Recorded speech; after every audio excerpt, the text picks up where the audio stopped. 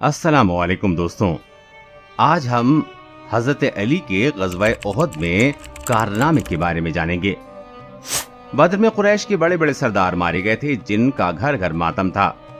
اس کے انتقام کے لیے دو بڑے شاعر عمرو زحمی اور مصعف نے ابو سفیان وغیرہ کی تحریک پر بڑے پرجوش اشعار لکھے اور تمام قبائل قریش میں گھوم گھوم کر اپنی آتش بیانی سے انتقام کی آگ لگا دی، جس سے مدینہ پر چڑھائی کے لیے ایک بڑی فوج مسلح ہو گئی۔ اس میں خالد بن ولید، اکرمہ بن ابو جہل، صفوان بن امیہ اور قریش کے تمام سردار تھے۔ صرف حضرت عباس نے شرکت نہیں کی۔ فوج کا سپہ سالار ابو سفیان تھا۔ عورتیں بھی دلوں کو گرمانے کے لیے ساتھ تھیں۔ ابو سفیان کی بیوی ہندا پیش تھی۔ سب مل کر انتقام کی اشعار دف پر گاتی تھیں۔ اس اہتمام کے ساتھ یہ فوج مدینہ پر حملہ کے لیے چلی۔ شوال 3 ہجری بدھ کے دن کو احد کے میدان میں پڑاؤ ڈالا، جو مدینے سے 2 میل کے فاصلے پر ہے۔ حضور اکرم صلی اللہ علیہ وسلم نے ایک روز ایک وقفہ دیا اور جمعے کے روز نماز جمعہ پڑھ کر 700 صحابہ کے ہمراہ دفاع کے لیے تشریف لائے۔ پہاڑ کو پشت کی طرف رکھ کر صف آرائی کی، اس خیال سے کہ ادھر سے حملہ نہ ہو۔ پہاڑ پر عبداللہ بن زبیر کی ماتحتی میں ایک دستہ بیٹھا دیا اور تاکید فرما دی کہ فتح ہونے کے بعد ہی اپنی جگہ سے نہ ہٹنا۔ سنیچر کو لڑائی شروع ہوئی۔ سب سے پہلے مشرکین کے علمبردار نے صف سے نکل کر مبازرہ طلبی کی۔ حضرت شیر خدا رضی اللہ تعالیٰ عنہ اجازت لے کر مقابلے کے لیے نکلے۔ ایک ہی وار پر طلحہ کی لاش زمین پر تڑپنے لگی۔ اس کے بھائی عثمان نے جھنڈا سنبھالا۔ مقابلے میں حضرت حمزہ نکلے اور ایک ہی وار میں موت کا لقمہ بنا دیا۔ قریش نے عام حملہ شروع کر دیا۔ حضرت حمزہ، حضرت علی اور حضرت ابو دجانہ نے اس زور و شور سے قریش کا مقابلہ کیا کہ قریش کے قدم رک گئے۔ حضرت حمزہ 2 دستی تلوار چلاتے تھے۔ وحشی ایک حبشی غلام تھا۔ اس کے آقا زبیر بن مطعم نے کہا کہ اگر حمزہ کو قتل کر دو تو آزاد کر دیا جائے گا۔ ابو سفیان کی بیوی ہندا نے لالچ دیا کہ اس کے سلے میں مالا مال کر دوں گی۔ وحشی حضرت حمزہ کی طاق میں تھا۔ زد پر پا کر حبشیوں کا مجا ہوا ہتھیار جسے کہ حربہ کہتے ہیں، یہ ایک چھوٹا سا نیزہ ہوتا ہے، آپ پر پھینک کر مارا۔ وہ آ کر آپ کی ناف پر لگا اور پار ہو گیا۔ حضرت حمزہ نے اس پر حملہ کرنا چاہا کہ لڑکھڑا کر گر پڑے اور روح اقدس نے عرش اعظم کی طرف پرواز کی۔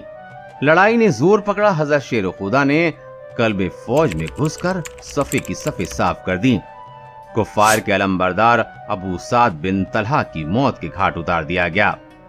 علم گرنے نہیں پایا تھا کہ دوسرے سوار نے بڑھ کر اٹھا لیا، اسے بھی کسی صحابی نے ٹھکانے لگایا۔ غرض کئی علمبردار مارے گئے۔ آخر میں ایک جان باز عورت عمرہ بنت علقمہ نے بڑھ کر علم اٹھایا۔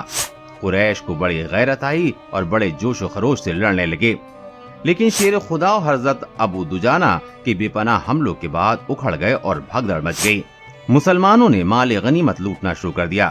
تیر انداز جو پہاڑ پر متعین کیے گئے تھے اپنا محاذ چھوڑ کر نیچے اتر آئے اور لوٹنے لگے۔ حضرت عبداللہ بن زبیر نے بہت روکا لیکن نہ رکے۔ ان کی جگہ خالی پا کر خالد بن ولید ایک دستہ لے کر پہاڑ پہ چڑھ گئے۔ ادھر مسلمانوں کی پشت تھی، انہوں نے پشت پر سے حملہ کر دیا۔ مسلمان لوٹ میں مصروف تھے کہ پیچھے سے تلواریں برسنے لگیں۔ بدحواسی میں افراتفری مچ گئی۔ حضرت مصعب بن عمیر جو مسلمانوں کے علمبردار تھے، حضور اکرم صلی اللہ علیہ وسلم کے مشابہ تھے، شہید ہو گئے۔ شیر خدا نے بڑھ کر علم سنبھالا۔ حضرت مصعب کی شہادت پر کسی کافر نے چلا کر پکارا کہ نبی شہید ہو گئے۔ اس آواز سے مسلمانوں کے ہوش جاتے رہے۔ کتنے ہی جابازوں کے قدم اکھڑ گئے اور ہمت چھوٹ گئی۔ حضرت عمر نے بھی مایوس ہو کر ہتھیار پھینک دیے تھے۔